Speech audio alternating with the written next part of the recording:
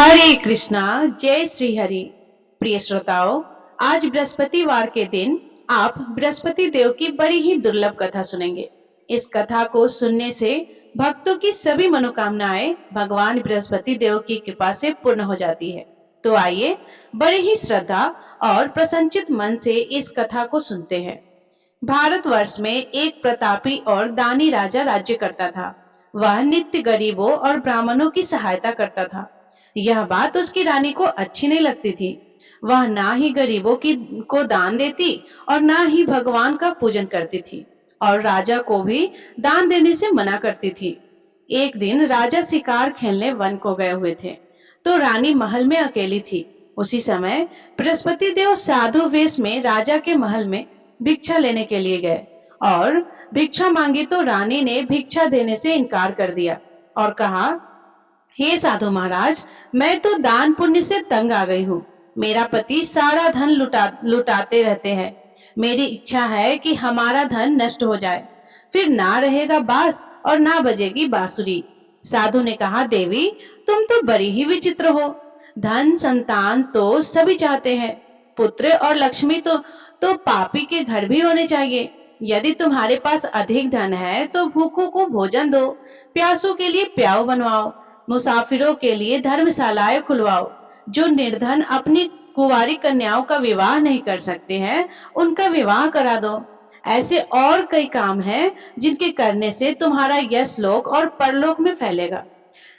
परंतु रानी पर उपदेश का कोई प्रभाव नहीं पड़ा। वह बोली, महाराज, आप मुझे कुछ ना समझाए। मैं ऐसा धन नहीं चाहती जो हर जगह बांटती फिरूं। साधु ने उत्तर दिया, यदि तुम्हारी ऐसी ही इच्छा है तो तथास्तु। तुम ऐसा करना कि बृहस्पतिवार को घर लीपकर पीली मिट्टी से अपना सिर धोकर स्नान करना, भट्टी चढ़ाकर कपड़े धोना। ऐसा करने से आपका सारा धन नष्ट हो जाएगा। इतना कहकर वह साधु महाराज वहां से आलोक हो गए और साधु के अनुसार कई बातों को पूरा करते हुए रानी को केवल 3 बृहस्पतिवार ही बीते थे कि उनकी समस्त धन संपत्ति नष्ट हो गई। भोजन के लिए राजा का परिवार तरसने लगा। तब एक दिन राजा ने रानी से बोला कि हे रानी, तुम यहीं रहो, मैं दूसरे देश को जाता हूँ, क्योंकि यहाँ पर सभी लोग मुझे जानते हैं, इसलिए मैं कोई छोटा कार्य नहीं कर सकता। ऐसा कहकर राजा परदेश चला गया। वहां वह जंगल से लकड़ी काट कर लाता और शहर में बेचता था। इस तरह वह अपना जीवन व्यतीत करने लगा। इधर राजा के परदेश जाते ही रानी और दासी दुखी रहने लगी। एक बार जब रानी और दासी को 7 दिन तक बिना भोजन के रहना पड़ा, तो रानी ने अपनी दासी से कहा, हे दासी, पास ही के नगर में मेरी बहन रहती है। वह बड़ी धनवान है। तू उसके पास जा और कुछ लेकर आ, ताकि थोड़ा बहुत गुजर बसर हो सके।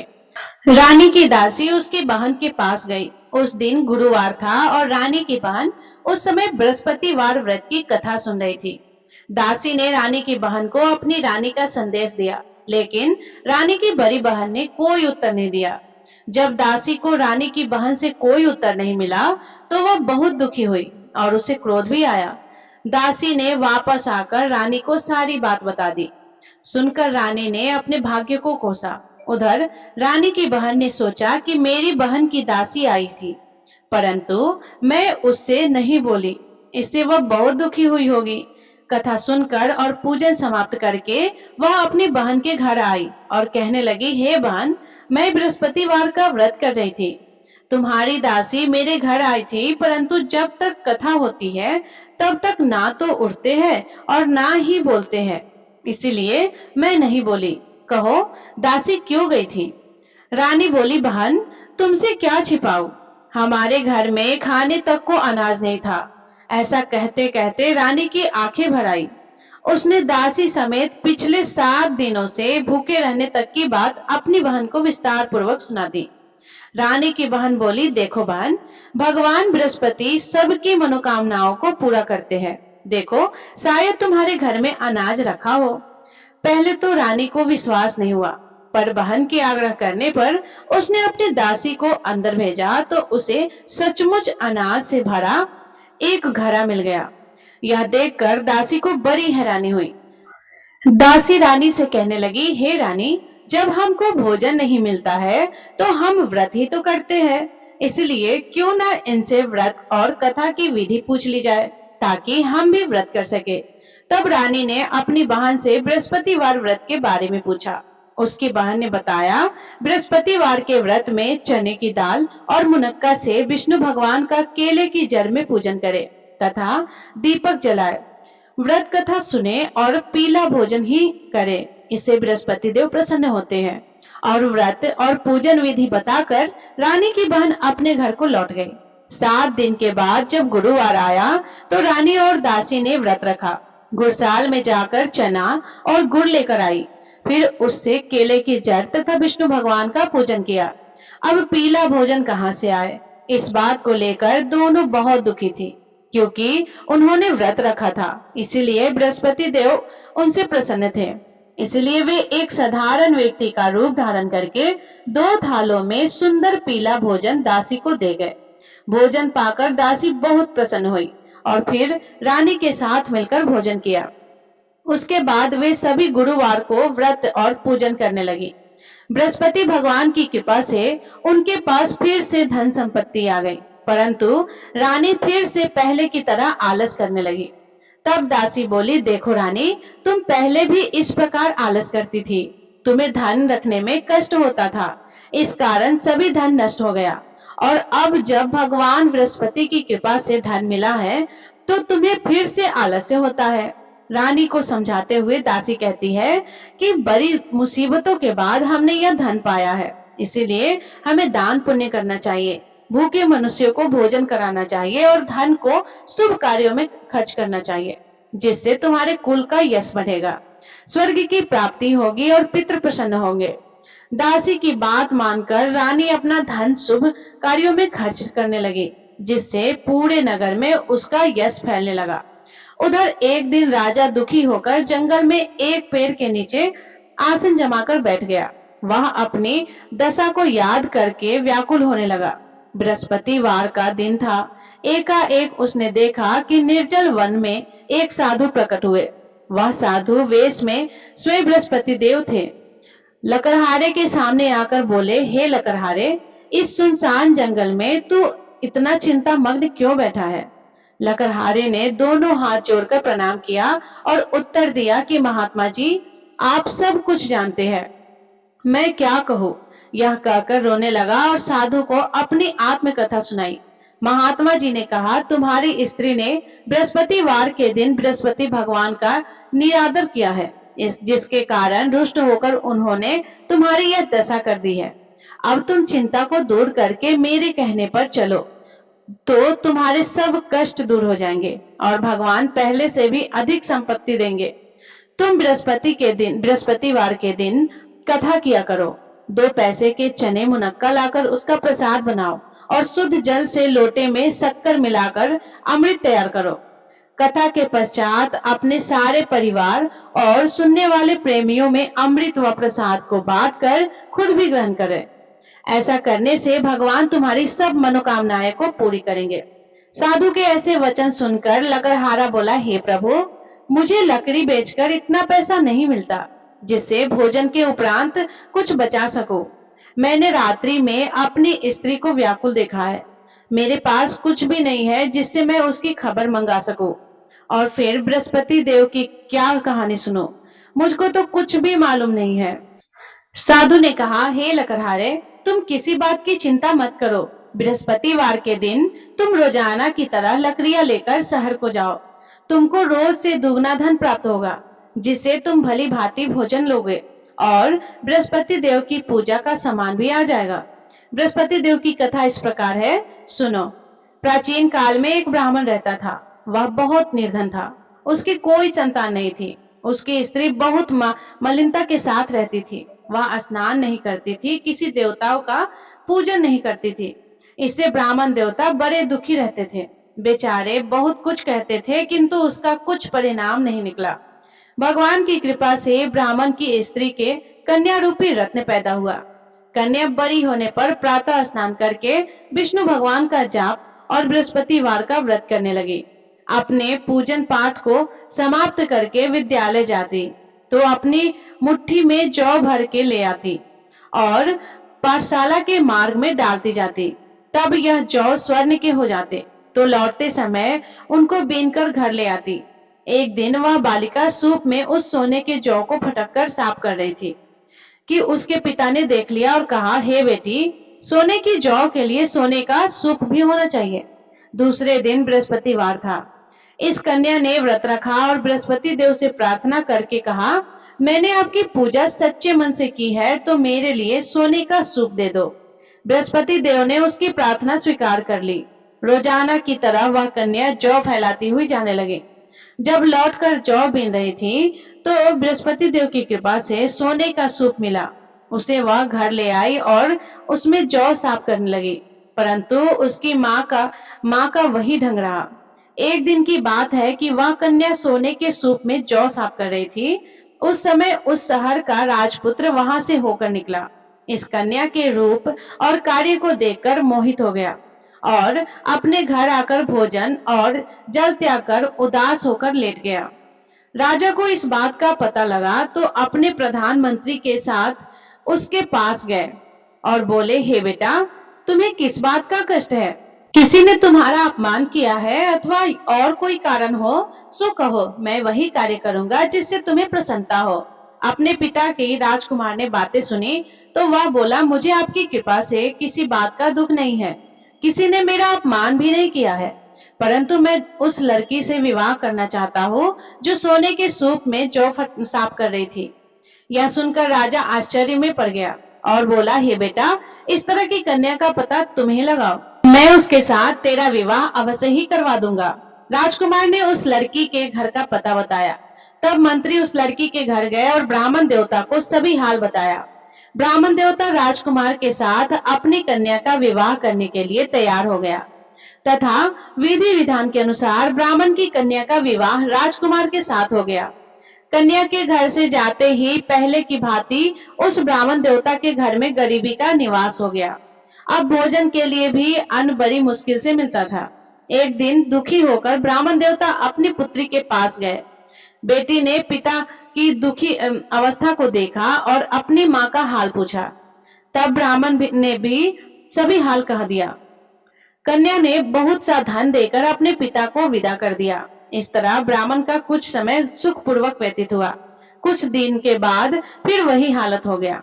ब्राह्मण फिर अपनी कन्या के यहाँ गया और सारा हाल कहा तो लड़की बोली, हे पिताजी, आप माता जी को यहाँ ले आओ, मैं उन्हें विधि बता दूंगी जिससे उनकी गरीबी दूर हो जाए।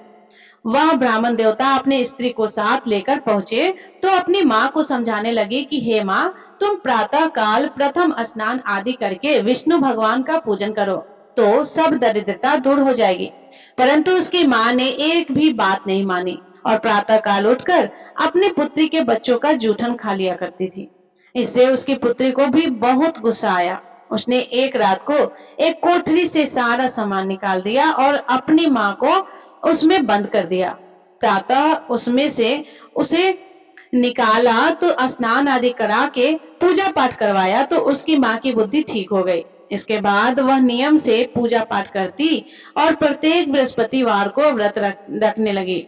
इस व्रत के प्रभाव से उसकी माता और पिता बहुत ही धनवान और पुत्रवान हो गए और बृहस्पति देवता के प्रभाव से इस लोक के सुख को भोगकर अंत में स्वर्ग को प्राप्त हुए। इस तरह कहानी कहकर साधु देवता वहां से अंतर्ध्यान हो गए। धीरे धीरे समय व्यतीत होने पर फिर वही बृहस्पतिवार का दिन आया। लकड़हारा जंगल से लकड़ी काटकर किसी शहर में बेचने गया। उसे उस दिन और दिन से अधिक पैसा मिला। राजा ने चना गुड़ आदि लाकर गुरुवार का व्रत किया। उस दिन से उसके सभी क्लेश दूर हो गए। परंतु जब दोबारा गुरुवार का दिन आया तो बृहस्पतिवार का व्रत करना भूल गया। इस कारण बृहस्पति भगवान नाराज हो गए। उस दिन उस नगर के राजा ने विशाल यज्ञ का आयोजन किया और तथा शहर में यह घोषणा करा दी थी कि कोई भी मनुष्य अपने घर में भोजन ना बनवाए, ना आग जलाए। समस्त जनता मेरे यहाँ भोजन करने आए। इस आज्ञा को जो न मानेगा उसे फांसी की सजा दी जाएगी। इस तरह की घोषणा संपूर्ण नगर में करवा दी गई। राजा की आज्ञा के अनुसार शहर के सभी लोग भोजन करने गए, लेकिन लकड़हारा कुछ देर से पहुंचा। इसलिए राजा उसको अपने साथ घर लेकर गए और ले जाकर भोजन करा रहे थे, तो रानी की दृष्टि उस खूंटी पर पड़ी जिस पर उसका हार लटका हुआ था। वह वहां पर दिखाई नहीं दिया। रानी ने निश्चय किया कि मेरा हार इस मनुष्य ने चुरा लिया है। उसी समय सिपाहियों को बुलाकर उसको कारागार में डलवा दिया। तब लकड़हारा कारागार में पड़ गया और बहुत दुखी होकर विचार करने लगा कि ना जाने कौन से पूर्व जन्म के कर्म हैं, मुझे यह दुख प्राप्त हुआ है।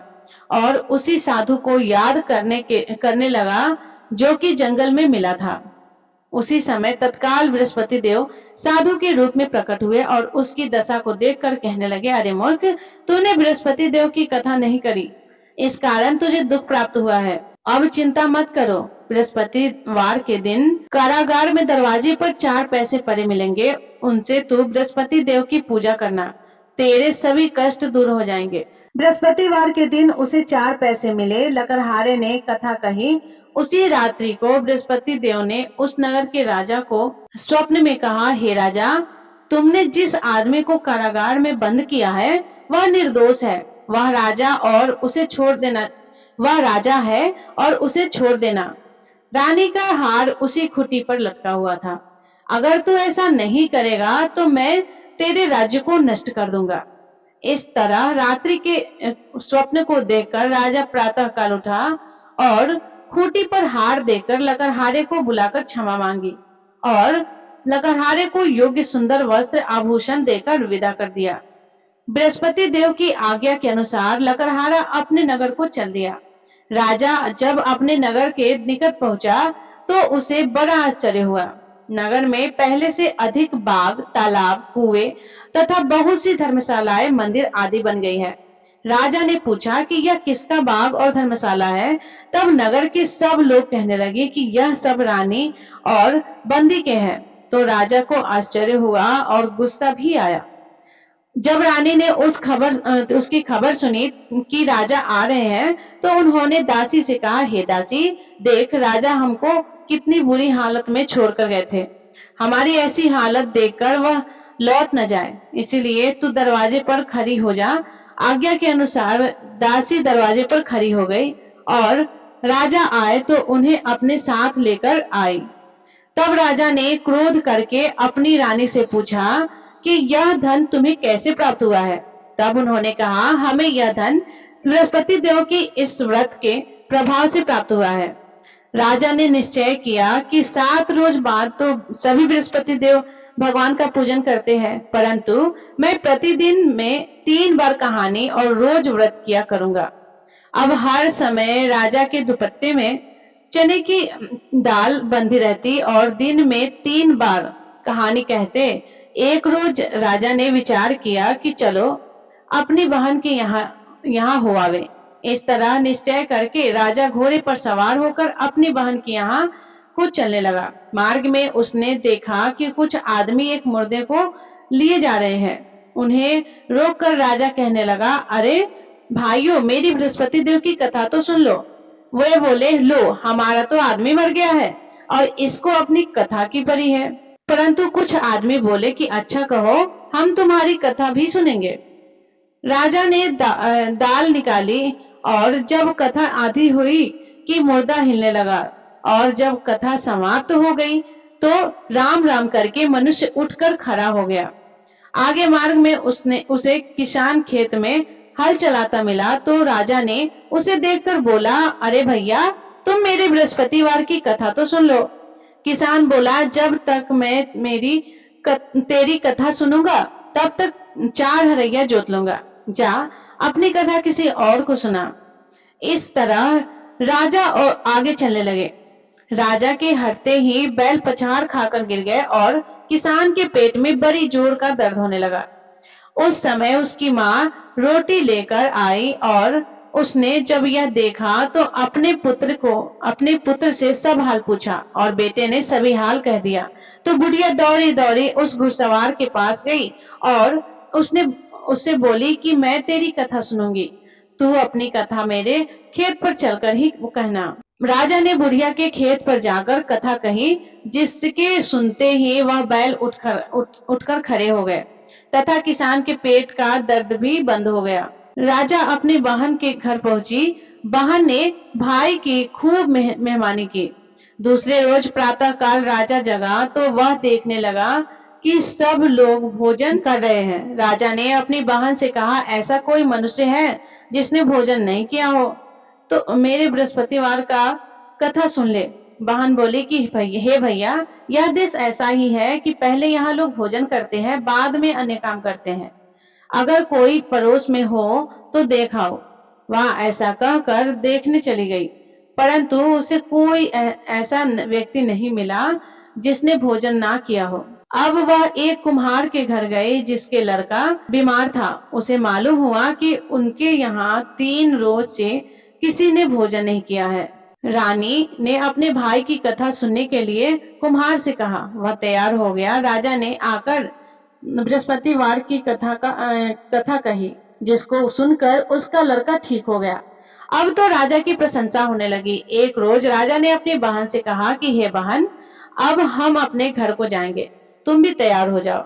राजा की बहन ने अपनी सास को कहा तो सास ने कहा कि चली जा, परंतु अपने लड़कों को मत ले जाना, क्योंकि तेरे भाई की कोई औलाद नहीं है। बहन ने अपने भैया से कहा कि हे भैया, मैं तो चलूंगी, पर कोई बालक नहीं चलेगा। तो राजा बोला कि जब कोई बालक नहीं चलेगा तब तुम ही क्या करोगे। दुखी मन से राजा अपने नगर को लौट आया। राजा ने अपनी रानी से कहा कि हम निर्वसी हैं, हमारा मुंह देखने का धर्म नहीं है और कुछ भोजन आदि नहीं मिला है। रानी बोली, हे प्रभु, बृहस्पति देव ने हमें सब कुछ दिया है, वह हमें औलाद अवश्य देंगे।